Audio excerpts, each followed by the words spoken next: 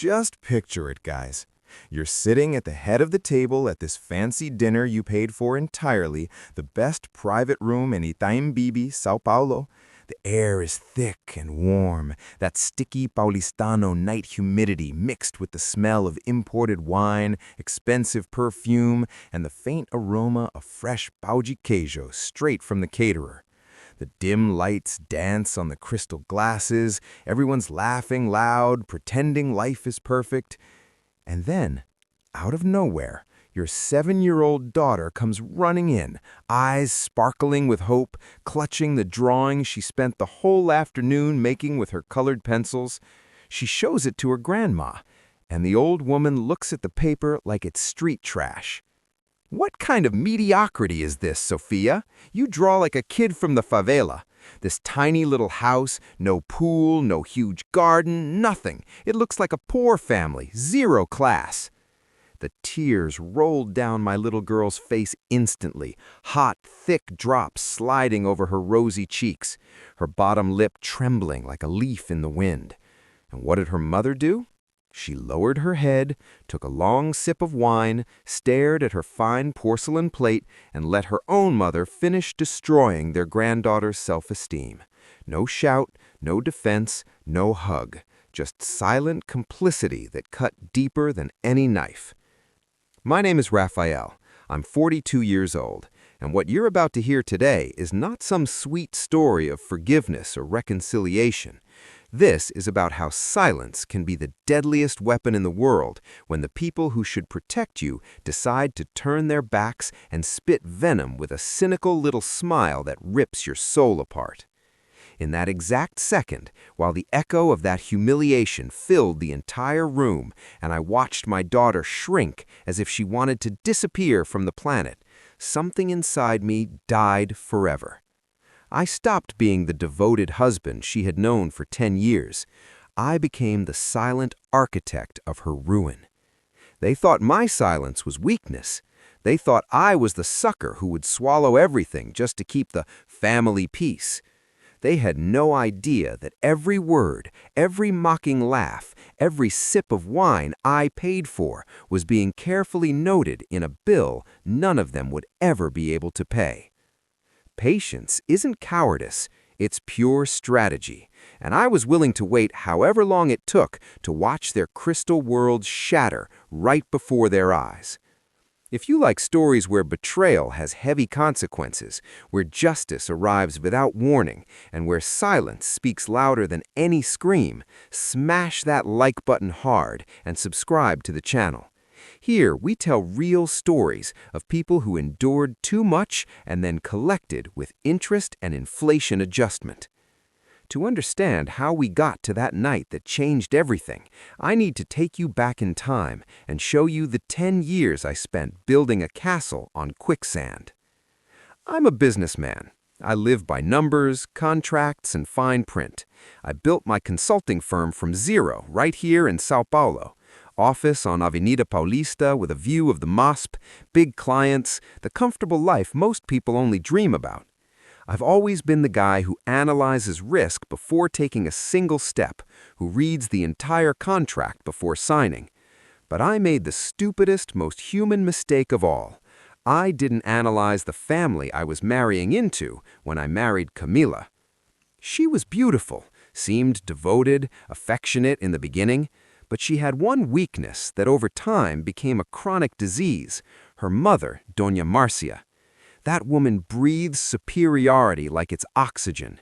She measures people's worth by the thickness of their wallet, by their fancy last name, and by how well they can show off on Instagram. From day one, I was never enough for her. It didn't matter that I gave her daughter a life she had never even dreamed of, a duplex in Moema, a brand new car in the garage, the best private school in Sao Paulo, trips every year to the Northeast or abroad. For Doña Marcia, I was just the intruder who stole her trophy. For an entire decade, I swallowed poisonous little jabs at every Sunday lunch, every holiday barbecue.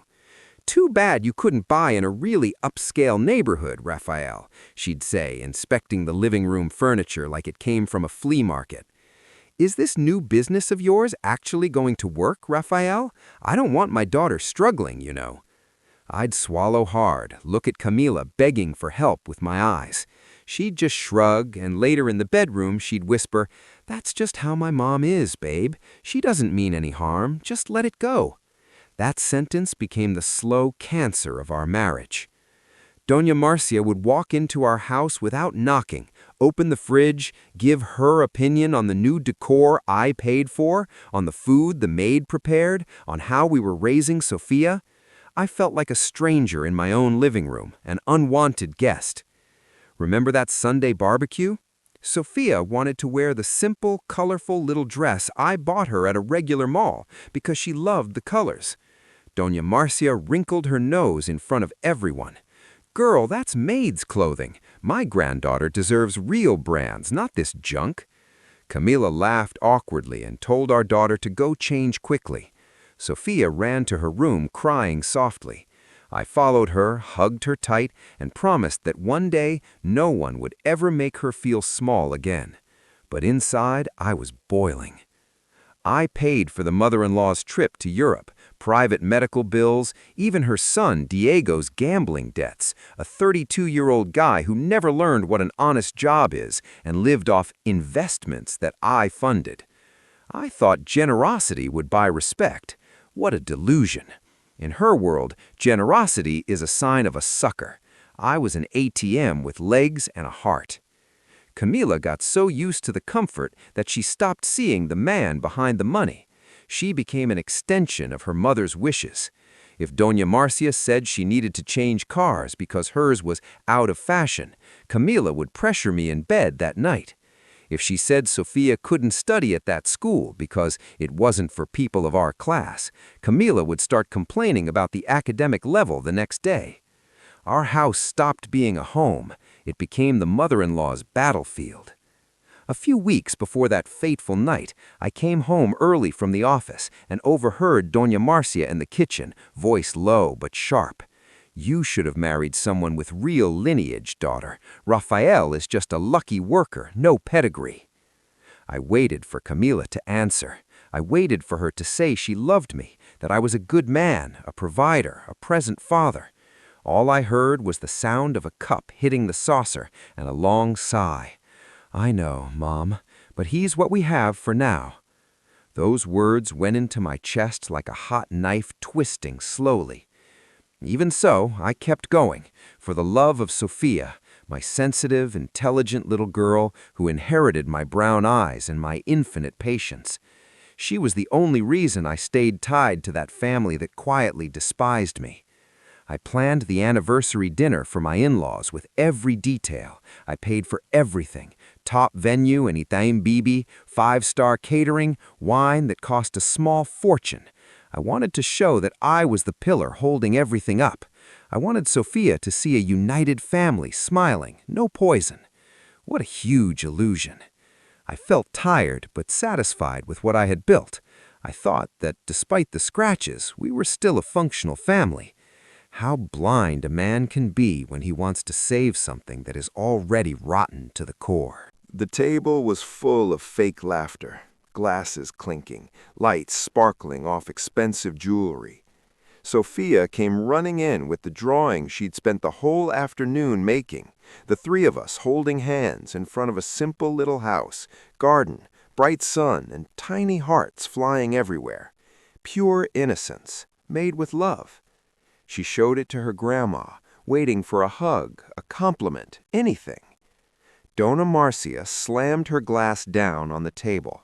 She picked up the paper with 2 fingers like it was a dirty rag. "Sofia, darling, what kind of mediocrity is this? You draw like a girl with 0 class. This tiny little house, no pool, nothing. It looks like a beggar's drawing." The silence that followed was deadly, the kind that freezes the air. My daughter's eyes filled with tears instantly, her whole little face crumbling. She looked at her mother with the purest, most desperate plea in the world. I froze for a second, heart hammering in my chest. I expected Camila to jump up, wrap our daughter in her arms, and finally tell her mother to shut the hell up. But Camila just pushed a piece of meat around her plate, voice low and emotionless. "Mom's right, sweetheart. You have to try harder. We don't want people thinking you have no ambition. Go to your room and stop bothering the adults with this nonsense." My chest burned like hot coals. It wasn't a loud explosion. It was a cold, controlled, devastating fire. Sofia dropped the drawing. It fluttered to the floor, already crumpled, and ran out sobbing loudly. Nobody followed her. Not the uncles, not the cousins, not even my own wife. Instead, Dona Marcia let out a light laugh and said, "So sensitive, just like her father. Rafael, teach her that in this world sentimentality doesn't pay the bills, okay? Although it seems you never learned that lesson either." I looked straight into Camila's eyes. She shot me back a look of pure irritation and whispered in my ear, venom dripping from every word. "Don't say anything, Rafael. You're not going to ruin my parents' anniversary over a child's tantrum. Grow up already." In that second, I saw everything with terrifying clarity, like a blinding light had just switched on in a dark room. Camila wasn't the woman I married anymore. She was a cold accomplice. The real betrayal wasn't her mother's poison. It was her letting our daughter cry alone so she wouldn't upset the matriarch who lived off my hard work. I stood up slowly from the chair. I didn't break anything, didn't shout, didn't make a scene. I just bent down, picked up the crumpled drawing from the floor, and slipped it into the inner pocket of my blazer like it was a treasure. Then I walked out of the room in silence. I went straight to Sofia's bedroom. She was under the covers, sobbing so hard her whole little body was shaking. I sat beside her, stroked her soft hair, and in that sacred silence I whispered my vow. Never again will anyone step on my daughter's innocence. That same night, while they kept drinking and laughing downstairs with my money, I went down to my office, turned on the low lamp, and started planning coldly. The luxury car my mother-in-law drove was in my name. The house in Moema was bought long before the marriage, protected by an ironclad prenup that Camila, in her laziness and arrogance, had never properly read. Her credit cards depended on my accounts. I had fed the wolves for years. Now I was going to take the food out of their mouths. The next day, Camila acted like nothing had happened, complaining that the party had ended too late. When I tried to talk about it, she cut me off sharply. "Enough, Rafael. My mother only wants the best for Sofia. If you can't handle constructive criticism, that's your problem." That was the symbolic end. I no longer had a voice or a vote in that house. I called Felipe, my college friend, the most ruthless lawyer in Sao Paulo, a pit bull in a suit. "I want to dismantle everything, no mercy." He gave a dry laugh. "Rafael, you've been a saint for way too long. Now we're going to be ice cold." For 3 weeks, I played the perfect husband, the submissive son-in-law. I paid for more dinners, let Dona Marcia humiliate me while I secretly recorded every word on my phone, including her confessions about using my money to pay Diego's gambling debts. I moved investments into a trust solely for Sofia with an outside administrator. I quietly lowered the limits on Camila's cards, blaming a bank audit. I put the house up for sale through one of my holding companies. The new owner would demand immediate eviction. The mother-in-law's car, the lease contract would expire exactly on her birthday. While I prepared the counterattack, I watched Camila on the phone with her friends, bragging about the expensive jewelry her mother was going to demand from me for the next birthday. She had no idea that jewelry would never arrive. Every time rage rose in me, seeing her ignore Sofia to cater to her mother's whims, I took a deep breath and reminded myself, time is on my side. I went to my daughter's school, arranged the transfer, and packed a small suitcase with her favorite toys for an adventure with Daddy. She trusted me blindly. The day of Dona Marcia's 65th birthday was the perfect stage, exclusive ballroom in Morimbi. Everyone she wanted to impress was there. Her golf club friends, the whole family. I paid for the entire party, of course. Camila in an insanely expensive long dress, Dona Marcia strutting around like a queen. In the middle of dinner, two uniformed men walked in discreetly, repossession agents. They spoke loud enough for all her friends to hear. The luxury car parked right outside, the one she paraded as a gift from her daughter, was being taken back for non-renewal of the corporate lease. Dona Marcia went pale, stammered that it must be a mistake, while her friends exchanged barely hidden mocking glances. Camila looked at me in pure panic.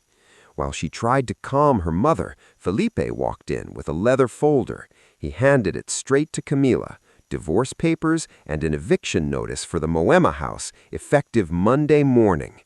Camila screamed, completely losing her composure. "Rafael, what is this? It's my mother's birthday!" I walked over slowly, hands in my pockets, voice calm but loud enough for everyone to hear.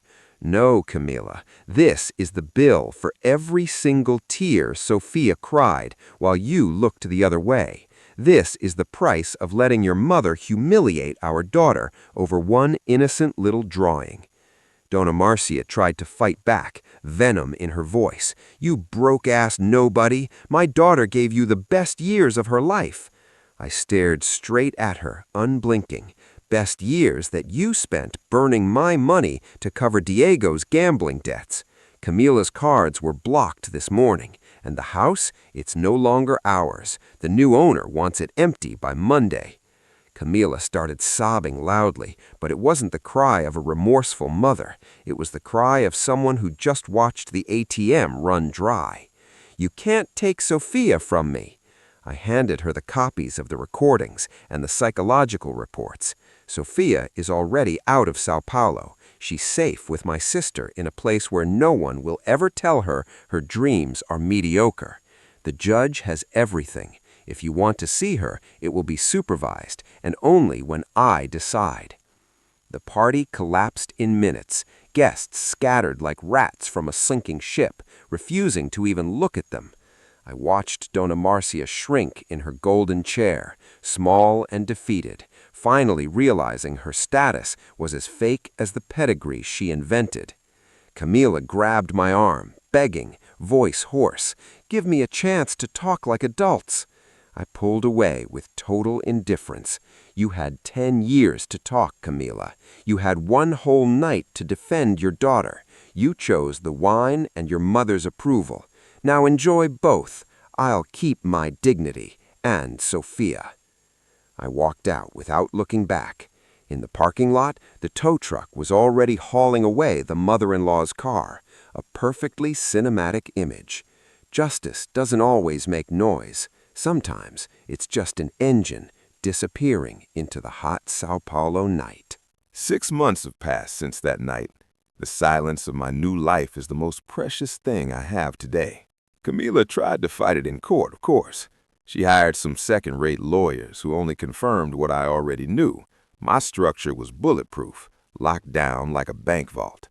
Without the easy money flowing, she and her mother ended up in a cramped apartment in a simple neighborhood on the east side, far from the luxuries they used to flaunt. Dona Marcia stopped going to the club. The shame of being exposed as a kept woman in front of her friends was bigger than any ego. Diego, with no one left to fund his addiction, finally got a real job at some random office. I doubt it'll last more than 3 months. Sofia is doing great, better than ever. We live in a cozy house with a big garden and a quiet, gated community in Cotilla, almost exactly like the drawing they called mediocre. The original drawing is now framed and hanging on the wall of her room. Here she draws whatever she wants, paints, creates. No one questions her talent or her worth. She smiles again every single day. The nightmares are gone, and she's back to humming softly while doing her homework. Sometimes we sit together in the garden, me with my coffee, her with her colored pencils, and she shows me the new drawings. Now there's a pool, there's a dog, there's the two of us, happy. I look at them and think every second was worth it. I'm not looking for a new relationship. I'm not in a hurry. All my energy is going into rebuilding the trust of the only person who truly matters in this world. Sometimes Camila sends messages on WhatsApp, sometimes crying and begging for forgiveness, sometimes cursing and calling me cold and heartless. She says I destroyed a family over one simple comment. I don't reply. There's nothing left to say when actions have already spoken louder than 1,000 words. She still hasn't understood. It wasn't one comment. It was the moment I realized I'd been sleeping with the enemy inside my own house. Money comes and goes, houses can be bought and sold, cars disappear, status evaporates. But a father's loyalty to his child is a red line that no one, not a mother, not a grandmother, is allowed to cross. I learned, guys, that patience is the most elegant and most powerful form of justice. A lot of men explode the moment they're offended, lose their minds, lose their advantage, and end up hurting the ones they love most. I chose to observe, document, and wait for the right moment. It wasn't revenge for pleasure or cruelty. It was pure necessity. I had to get my daughter out of that daily poison before they broke her spirit forever, before she grew up believing she deserved to be humiliated. Today, when I watch Sofia running free across the green lawn, laughing out loud with the wind messing up her hair, I know every minute of that calculated silence was worth every tear, every sleepless night, every sacrifice. Sometimes the best revenge isn't revenge in the traditional sense. It's watching life collect its own debts. It's letting people live with the consequences of their own choices without the soft mattress you funded for years. They chose arrogance, empty pride, and the wrong loyalty. Now they have to swallow the bitter taste of all of it. I chose my daughter, and that victory, that peace, no one will ever take it from me. If this story hit you as hard as it hit me living every second of it, smash that like button hard down there. Tell me in the comments, what would you have done if you were sitting at that table? Have you ever been through something similar? And if you're not subscribed yet, hit the bell right now so you don't miss the next real stories we tell here with our hearts wide open. Stay with God, take care of your real family, and always remember, silence, when used well, sometimes destroys entire worlds and builds much better ones.